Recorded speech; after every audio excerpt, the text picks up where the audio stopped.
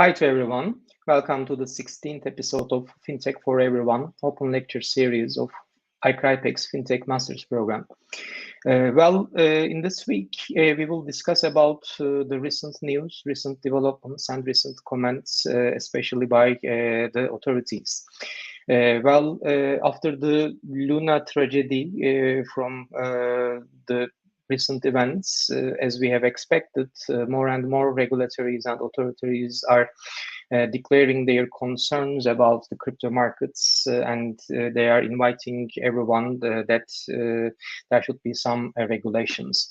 I think many people would agree on, okay, there might be some regulations for crypto markets, but everyone is also concerned about the level of those regulations. As we have also shared our opinion in these broadcasts, no regulation is bad, but also too much regulation will be bad because it will be against the innovative side of the crypto markets in general.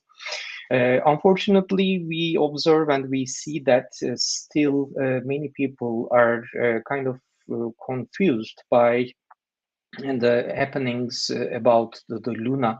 And since the markets are also with lots of red screens, the prices are declining. Many people are even claiming that the value of Bitcoin or Ether might be zero, or can it be zero? So these type of questions are kind of spreading the FUD, fear, uncertainty, and doubt about the markets. The ones who are here in these markets for years, they are used to that, but especially for the newcomers, they might be affected by what's going on, especially about the volatility of the markets and especially about the announcement by the regulatory bodies. So let's discuss and a bit comment on what's going on. First of all, a kind of first remark. We have approximately 20,000 crypto projects in the market right now. And the market cap in this week is around $1.3 trillion.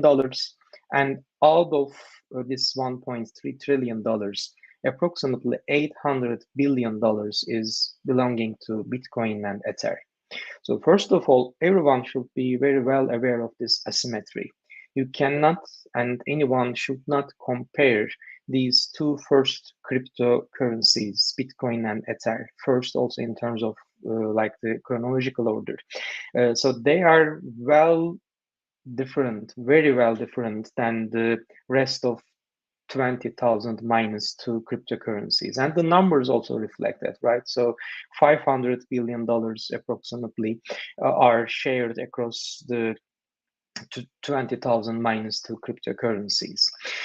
But especially after the event and the collapse of Luna and its stablecoin UST, we see again lots of explanations, lots of concerns like, well, crypto is worth nothing, it should be regulated, it is kind of selling a utopia for everyone, it is selling a dream for everyone. And I think these type of concerns or these type of comments are based on confusion. Confusion of what? Confusion of those many crypto projects and the confusion of those crypto projects and equating them to the main crypto projects like Bitcoin and Ether.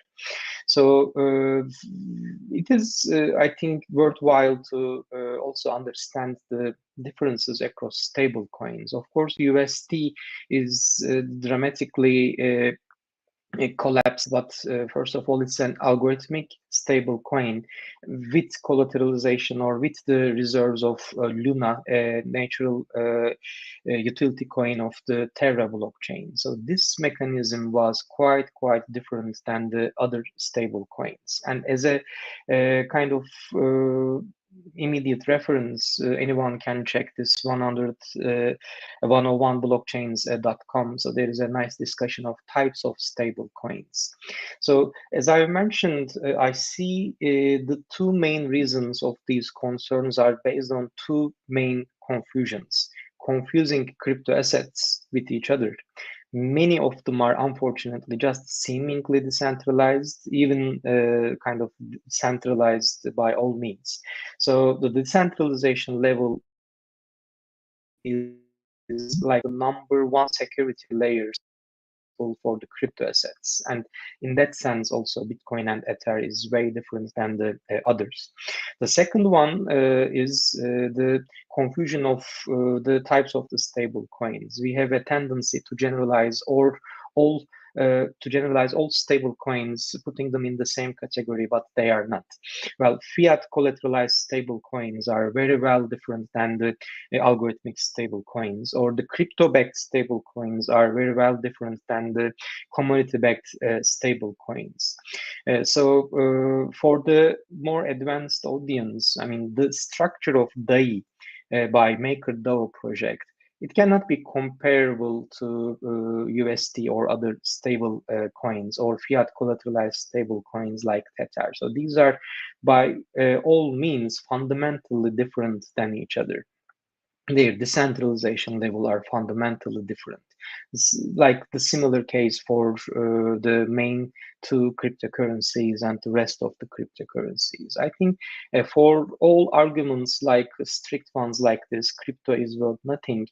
Well, I think these are unfair by all means. And recently we have also heard some announcements by Yellen as well. In USA side, we are expecting some comprehensive regulation drafts, regulation bills, they are forthcoming. In Turkey, the preparations are also ongoing, but as a kind of call to everyone to not to kill the innovative side of the crypto markets. First of all, the authorities are the main responsible ones for understanding the main differences across many projects. So saying all of these, I want to also refer to one report by Fed. This is broadcasted in May this year. So I will just show the first page as well, but there's a section based on stable coins. And not surprisingly, these type of discussions are immediately followed by the benefits of CBDCs. So this is a top topic. This is a hot topic that we will hear more and more in the forthcoming months. Of course, stable coins are vulnerable to some risks. The whole crypto ecosystem is experimental, but as long as the benefits of stable coins are well understood, not only the CBDCs projects can inspire by them, I think the stable coins can be in the markets alongside with CBDCs, but everyone should also understand that they are fundamentally different. Stable coins are supposed to be decentralized. Unfortunately, not all stable coins are decentralized. On the other hand, CBDCs are by definition centralized. They are two different creatures. They are two different assets. And of course, the interaction of those assets will be another issue. The regulations based on those will be another issue. But the immediate mistake everyone should avoid is this: they are totally different and they have their own inner categories as well.